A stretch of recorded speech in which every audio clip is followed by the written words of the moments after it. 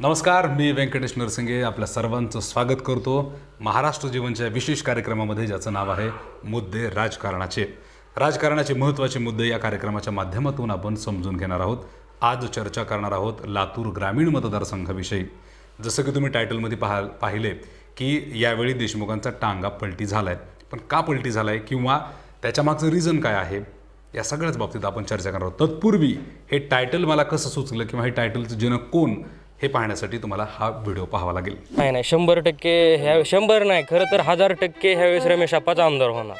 ह्यावेळेस देशमुखांचा टांगा पलटी होणार म्हणजे होणार, एवढी खात्री आमच्या मनामध्ये आहे. टांगा पलटी करायला का बसलो तुम्ही? कारण कसं आहे साहेब माहिती आहे का, ज्यावेळेस 2009ला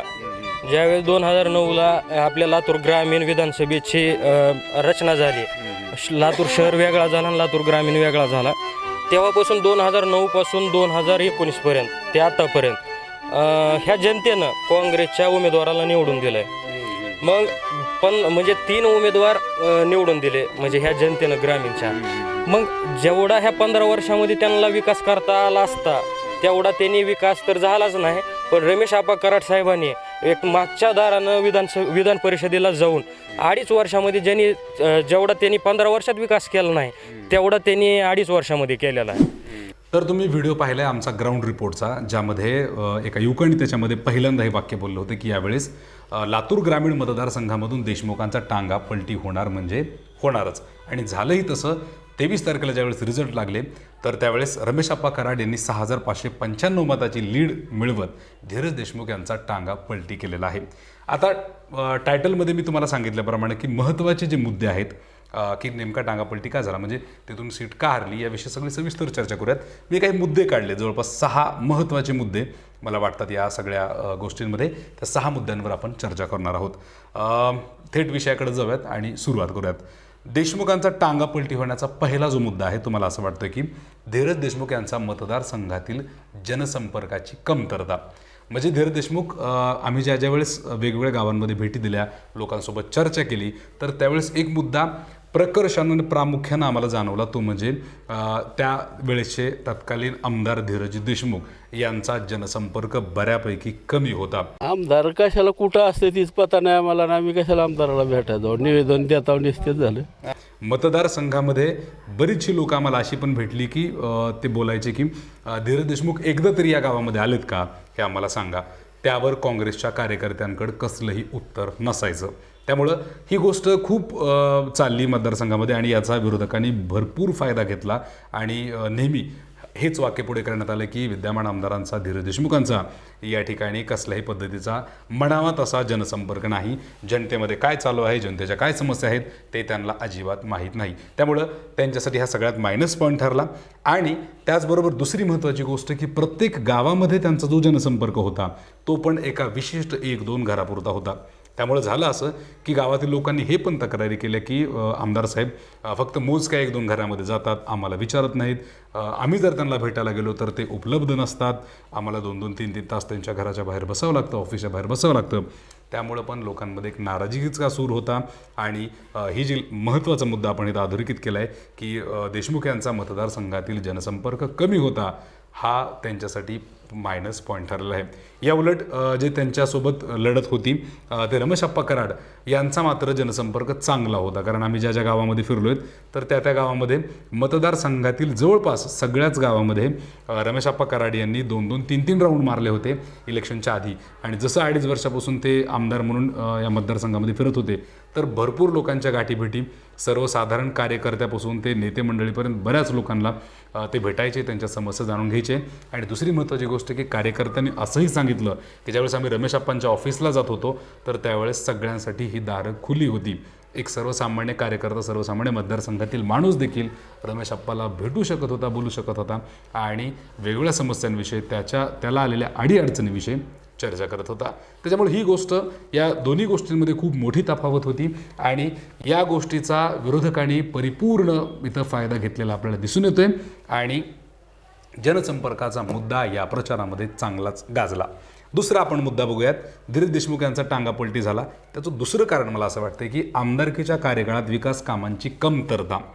आता तुम्हाला आश्चर्य वाटेल, तुम्ही मतदारसंघातील प्रत्येक गावांमध्ये कामाचे बॅनर पाहिले होते, पण त्याची चिरफाड तिथल्या नागरिकांनीच केली आणि सांगितलं की ही कामं आधीच्या आमदार निधीतली आहेत, परत काही काम रिन्यू केलं आहे किंवा दुसऱ्या जसं की जिल्हा परिषदच्या निधीमधून आलेली काही कामं आहेत, वेगवेगळ्या निधीमधून आलेली कामं ते हे स्वतःच्या नावावर इथं करत आहेत आणि त्याचे बॅनर वगैरे लावलेले आहेत. ते कामं आम्हाला प्रत्यक्षात दाखवा असं सुद्धा लोकांनी त्या ठिकाणी म्हणलेलं आहे. तर ही गोष्ट खूप मायनस ठरली मतदारसंघामध्ये. याचंही उत्तर स्थानिक काँग्रेसच्या कार्यकर्त्यांना देता आलं नाही. त्यामुळं सुद्धा अनेक अडचणींचा सामना करावा लागला. याउलट रमेशआप्पा कराड यांचं प्रत्येक गावांमध्ये चांगला निधी होता आणि कामं प्रत्येक कार्यकर्त्याला तोंडपाठ होती आणि फक्त तोंडपाठच नाही तर ते कामं दाखवू पण शकत होते. म्हणजे गावातील एखादा रस्ता झाला आहे महत्त्वपूर्ण तर ते तुम्हाला पाहायला मिळत होतं. शेतरस्ता आहे एखादा तर ते पण त्यांना पाहायला मिळत होतं. मग जसं की प्रत्येक गावातील शेतरस्ते आहेत, गावातील पाणी पुरवठा आहे, शेतकऱ्यांच्या विविध योजना आहेत, जसे की काही गोठे आहेत, काही शेड वगैरे मिळाले शेतकऱ्यांना. तर या संदर्भात पण धीरज देशमुख यांचा पाठपुरावा कमी होता. त्यांच्याकडे शेतकरी प्रश्न कमी घेऊन जात होते कारण संपर्क नव्हता. त्याच्यामुळे याचाही मोठा फायदा रमेशआप्पा कराड यांना झालेला आहे. जनसंपर्क आणि त्याचबरोबर विकास कामाची गती त्यांच्याकडे जास्त होती. कुठल्या गावामध्ये 60 लाख, कुठल्या गावामध्ये 1 कोटी, कुठल्या गावामध्ये 1,20,00,000 ते असं मोठं बजेट ग्रामीण भागामध्ये, ग्रामीण मतदारसंघामध्ये रमेशआप्पांच्या निधीतून गेलेलं होतं आणि त्याचा परिपूर्ण फायदा या प्रचारामध्ये झालेला आपल्याला दिसून येते. टांगापलटी होण्याचं तिसरं महत्त्वाचं कारण मला असं वाटते की ऊसाला भाव नसल्यामुळे शेतकऱ्यांचा रोष होता. शेतकऱ्यांचं या प्रकरणात काय म्हणणं होतं की ऊसाला FRP प्रमाणे भाव दिला जात नाही. मतदारसंघामध्ये बरेचसे कारखाने देशमुख कंपनीचे आहेत, त्यांच्या अंडर आहेत आणि मांजरा पट्ट्यातील बरेचसे कारखाने आपल्याला सगळ्यांनाच माहीत आहे. तर ऊसाला योग्य तो भाव दिला जात नाही, शेतकऱ्यांना आंदोलन करावं लागते, पाचटीचे बरेचसे पैसे कपात केले जातात. अशा बऱ्याचशा तक्रारी मतदारसंघातील शेतकऱ्यांनी वारंवार केल्या. याला खोडायला किंवा शेतकऱ्यांची समजूत काढायला किंवा हा मुद्दा पटवून द्यायला देशमुखांची टीम कमी पडली असं मला वाटतं. देशमुखांची प्रचार यंत्रणा कमी पडली आणि कार्यकर्त्यांची ही यंत्रणा कमी पडलेली आहे असंच आपल्याला दिसतंय. FRP प्रमाणे ऊसाला भाव नाही आणि महत्त्वाचं म्हणजे शेतकऱ्यांना कारखान्याचे शेअर्स दिले जात नाही अशी पण तक्रार बऱ्याचशा शेतकऱ्यांनी केली. त्यांचं म्हणणं असं होतं की आम्ही ज्यावेळेस भारतीय जनता पार्टी किंवा इतर पक्षाचं काम करतो आणि हे जर तिथं समजलं तर आम्हाला शेअर्स दिले जात नाहीत. हे एका गावामध्ये नाही तर बऱ्याचशा गावातून अशी तक्रार आली. त्यामुळे सुद्धा याचा निगेटिव्ह इफेक्ट मतदारसंघामध्ये पडला की जर आपण आज थोडंही त्यांच्या विरोधात बोललो तर आपल्याला आपली अडवणूक केली जाते की काय असं लोकांना वाटायला लागलं. आणि म्हणून याची सुद्धा क्लॅरिटी काँग्रेसच्या टीमला करता आली नाही की असं काही नाही. हे त्यांना असं स्पष्टपणे लोकांमध्ये रुजवता आलेलं नसल्याचं आपल्याला इथे दिसून येते. चौथं महत्त्वाचं कारण आपण इथे डिस्कस करणार आहोत ते म्हणजे लातूर ग्रामीणच्या मतदारांना ग्राह्य धरलं जाणं. म्हणजे झालं असं की मागच्या 3 टर्ममध्ये म्हणजे जवळपास 15 वर्षामध्ये लातूर ग्रामीणमध्ये काँग्रेसची आमदार राहिलेले आहेत, काँग्रेसचे उमेदवार निवडून आले आहेत. ज्यामध्ये शिंदे होते, त्याच्यानंतर धीरज देशमुख होते, त्याच्या आधी पण एक आमदार होते, भिसे आमदार होते. तर हे बरीचशी मंडळी 2009, 2014 आणि 2019मध्ये मोदीच्या लाटेमध्ये सुद्धा काँग्रेसनं हा गड राखण्यामध्ये यश मिळवलेलं होतं. मग त्याच्यामुळं हे ग्राह्य धरलं गेलं होतं की हा गड आपला आहे, या परिसरामध्ये आपल्या फॉलोअर्सची आपल्या मतदारांची संख्या जास्त आहे, हा मतदार कुठेही वळणार नाही. त्याच्यामुळे हे ग्राह्य धरल्यामुळे कुठंतरी ताकद लावायला ही मंडळी कमी पडली, त्यांची ताकद कमी पडली, त्यांची प्रचार यंत्रणा कमी पडली असंच आपल्याला म्हणावं लागेल. त्याचबरोबर मतदारसंघामध्ये कारखानदारी मोठी आहे, बँकावर चांगला होल्ड आहे.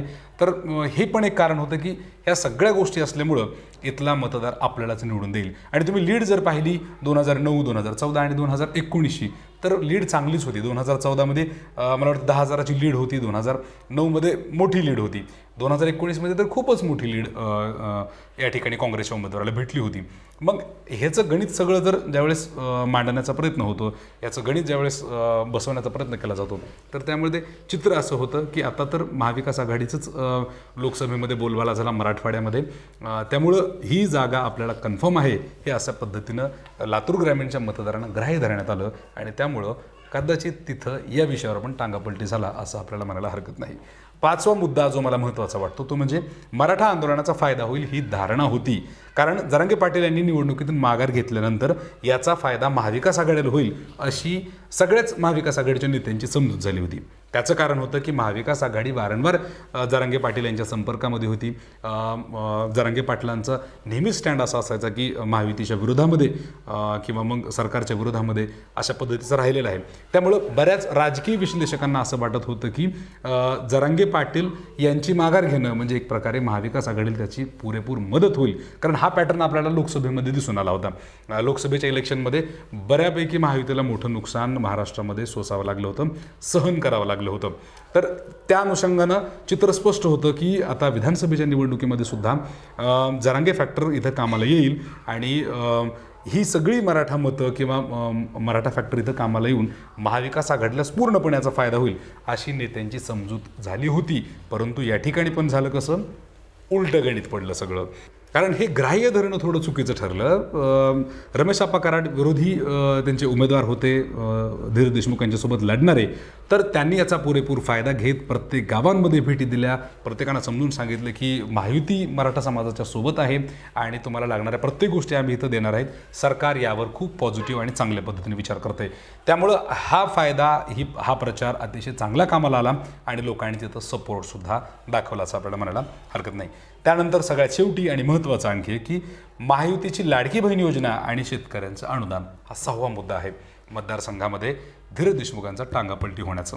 त्याचं कारण असं की जुलै महिन्यामध्ये, जुलै 2024मध्ये महायुती सरकारने लाडकी बहीण योजना सुरू केली, अनाऊन्स केली जूनमध्ये आणि त्याचं प्रत्यक्षात काम पण सुरू झालं जुलैमध्ये. त्यामुळे याचा फायदा संपूर्ण महाराष्ट्रामध्ये झाला आणि आता सगळ्यात मोठा फटका महाविकास आघाडीला बसला. बऱ्याचदा असं वाटलं होतं की कमी अधिक प्रमाणामध्ये होईल, इतकंसं काही त्याचा फायदा होणार नाही. परंतु लाडक्या बहीण योजनेची अंमलबजावणी, महिलांच्या खात्यामध्ये पडलेले पैसे आणि त्याचा झालेला मोठा प्रचार आणि प्रसार, थोडक्यात जाहिरात आपण म्हणूयात, तर ही जाहिरात महिलांपर्यंत पोहोचवण्यामध्ये महाविकास आघाडी ही जाहिरात महिलांपर्यंत पोहोचवण्यामध्ये महायुती सक्सेस ठरली.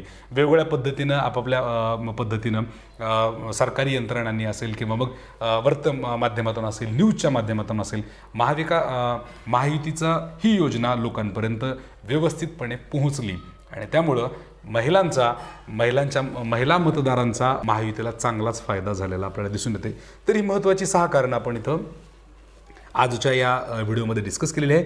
मुद्दे राजकारणाचे या विशेष कार्यक्रमामध्ये आपण हे डिस्कस करतोय. थोडक्यात सांगायचं काय तर हे सगळे मुद्दे आम्ही स्वतः ग्राउंडवर फिरून लोकांसोबत कनेक्ट करून लोकांसोबत डिस्कस करून घेतलेले आहेत. दुसऱ्याही काही प्लस बाजू होत्या धीरज देशमुखांच्या की त्यांचा राजकारणातला अनुभव, त्यांच्या फॅमिलीचा चांगला अनुभव होता.